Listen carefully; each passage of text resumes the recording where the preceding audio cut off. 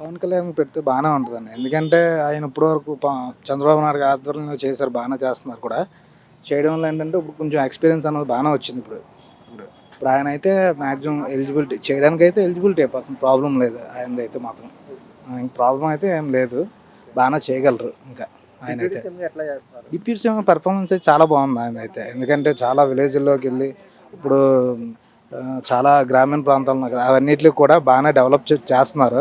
రోడ్లు ఇవన్నీ కూడా చేస్తున్నారు కూడా. గిరిజన ప్రాంతాలకు కూడా వెళ్ళి బాగానే చేస్తున్నారు కదా. దానివల్ల ఏంటంటే ఆయన కొంచెం బాగానే చేస్తున్నట్టు ఇప్పుడు ప్రజెంట్ అయితే. న్యూస్ వైరల్ అవుతుంది, ఫ్యాన్ గుర్తు తీసేసి గొడ్ల గుర్తు మారుస్తారని చెప్పి. అది ఎంతవరకు కరెక్ట్? ఒకవేళ అలా ఉంటే ఏంటి పరిస్థితి? అలాగే అదైతే ప్రజెంట్ అయితే మరి ఐడియా లేదు దాని గురించి. ప్రజెంట్ అయితే పవన్ కళ్యాణ్ గురించి అయితే మరి ఇంకా ప్రాబ్లం అయితే లేదు. ఆయన అయితే బాగానే చేయగలరు. ఇప్పుడైతే ప్రజెంట్ చేస్తున్నాం. ఇంకా 4 days 5 days కాకుండా ఒక 1 month ఇస్తే ఇంకొంచెం చూడాలి. ఆయన ఏమన్నా ఒక 1 month ఇచ్చారంటే ఛాన్స్, ఆయన కొంచెం ఎక్స్పీరియన్స్ ఎలాగుందో చూస్తే తెలుస్తుంది అన్నమాట మనకు కూడా. Thank you sir. Pawan Kalyan గారిని ఇన్ఛార్జ్ సీఎంగా 4 days పెడదాం అనుకుంటున్నారు. ఒకవేళ పెడితే ఎలా ఉంటుంది సార్? ఇట్స్ మంచిది. పవన్ కళ్యాణ్ కూడా ఒక ఛాన్స్ ఇస్తే ఎలా ఉంటుందో తెలిసింది ప్రజలకు కూడా. సో ఇప్పుడు డిప్యూటీ సీఎంగా చేస్తున్నారు. సో గ్రౌండ్ లెవెల్లో ఎలా చేంజ్ చేస్తున్నారు, ఇప్పటివరకు ఎవరు ఐడెంటిఫై చేయని ఇష్యూస్ని. ఫండ్స్ చాలా రకాల ఫండ్స్ ఉంటాయి central government.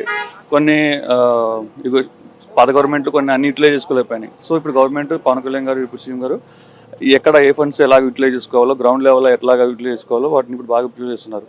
So ground level village level ఆయన తీసుకున్న పదవులు పోర్ట్ఫోలియోస్ మొత్తం village related, forestry, science and technology అన్ని సెక్టార్లో బాగా ఇంప్లిమెంట్ చేస్తున్నారు. ఇప్పుడు అతను సీఎంకి ఇస్తే ఇంకొన్ని additional portfolios, law and order issues, ఇవి కొన్ని ఇంకా ఎక్స్ట్రా కొన్ని చేంజ్ చేయాల్సిన ఇష్యూస్ ఉన్నాయి. ప్రజెంట్ గవర్నమెంట్ వచ్చి 1 year అవుతుంది, ఇంకా చాలా చేంజ్ చేసుకోవాల్సి వస్తుంది. కొన్ని లాండ్ ఆర్డర్ ఇష్యూస్ కానీ వేరే అదర్ ఇష్యూస్. సో ఒక 4 days చూస్తే ఎలా ఉంటుందో తెలిసింది. ఒక ఫ్యూచర్ సీఎం, ఇప్పుడు ప్రజెంట్ సీఎం చంద్రబాబు నాయుడు గారు ఉన్నారు. సో నెక్స్ట్ ఏపీకి సీఎం ఒకరుగా కావాలి. సో ఇదే వన్ ఆపర్చునిటీ. సో పీపుల్ కూడా అర్థం చేసుకుంటారు, ఓకే పవన్ కళ్యాణ్ గారి పనితీరు ఎలా ఉంటుంది నాకు అర్థమవుతుంది. ఎలా నడుస్తుంది అంటే కూటమి ప్రభుత్వం ఎలా చేస్తుంది? వచ్చి 1 year అవుతుంది కాబట్టి కొంచెం డెవలప్మెంట్ అన్ని చూసాను, కొంచెం టైం కావాలి. సో యాజ్ ఆఫ్ నౌ అయితే కొంచెం యావరేజ్గా అనిపిస్తుంది. కొన్ని ఇష్యూస్లో డెవలప్మెంట్ చూపిస్తున్నారు.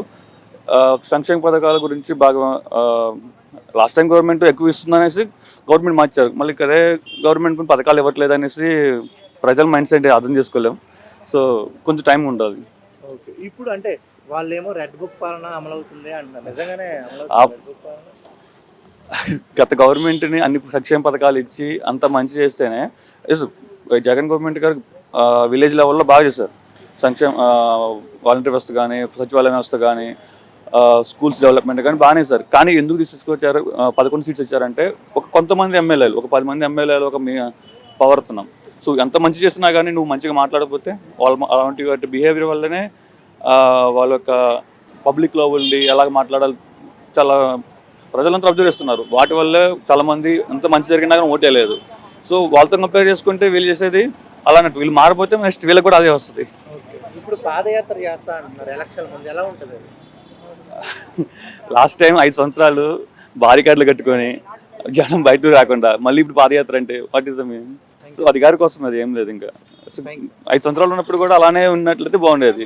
అప్పుడు అంతా ప్యాలెస్లోనే అదే తన ఇంట్లోనే ఉండి పరిపాలన చేశారు. ఇప్పుడు మళ్ళీ ప్రజల్లోకి వస్తా అంటే